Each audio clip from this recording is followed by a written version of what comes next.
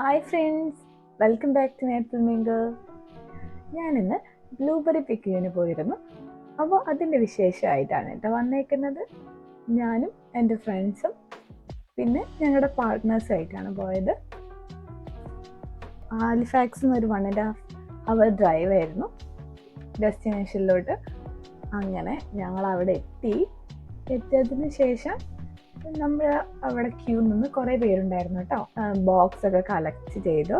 നമുക്ക് പറിക്കാനും പിന്നെ പറിച്ചിടാനുള്ള ബോക്സ് ഉണ്ട്. അവിടുന്ന് കളക്ട് ചെയ്തതിന് ശേഷം ഞങ്ങളവർ ബസ്സിലാണ് ഏത് ഏരിയയിലാണ് റോട്ടനായിട്ടുള്ള ബ്ലൂബെറി ഉള്ളതെന്ന് വെച്ചാൽ ആ ഏരിയയിലേക്ക് കൊണ്ടുവന്നത്.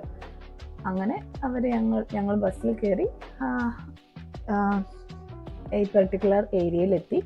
അതിനുശേഷം നമ്മുടെ കൂടെ ഒരു ഗൈഡും ഉണ്ട്. അപ്പം ഗൈഡ് നമുക്ക് ഇങ്ങനെ ഇൻസ്ട്രക്ഷൻസ് ഒക്കെ തന്നു, എങ്ങനെയാണ് ബ്ലൂബെറി പറിക്കേണ്ടത്.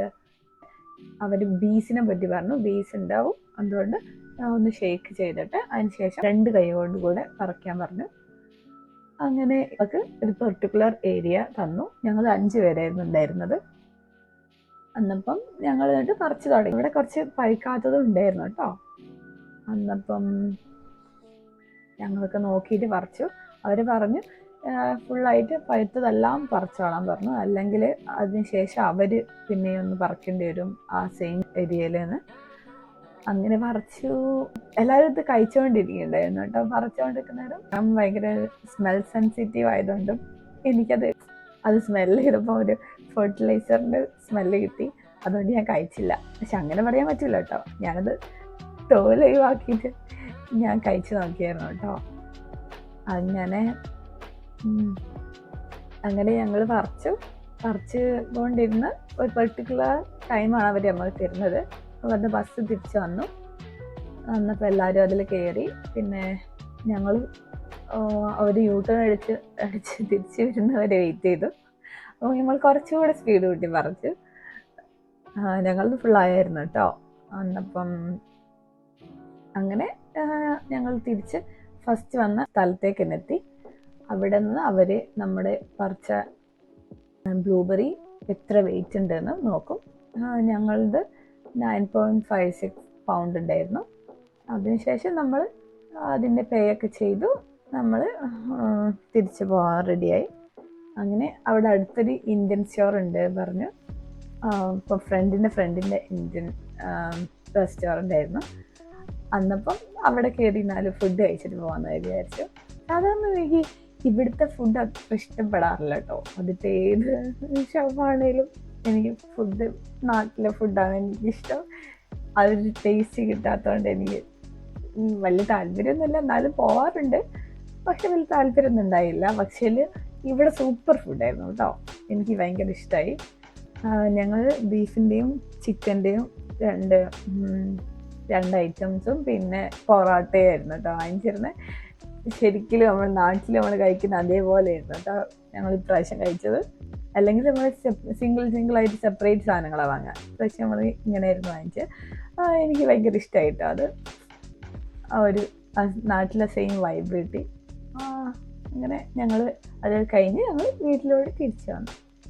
ഇതിന് ശേഷം ഞാനത് ബ്ലൂബെറീസ് നന്നായിട്ട് വാഷ് ചെയ്ത വീഡിയോ ഞാൻ യൂട്യൂബിൽ അപ്ലോഡ് ചെയ്തിട്ടുണ്ട്. പിന്നെ കുറച്ച് ഡീഹൈഡ്രേറ്റും ചെയ്തിട്ടുണ്ട്. Thank you for watching. See you in next video.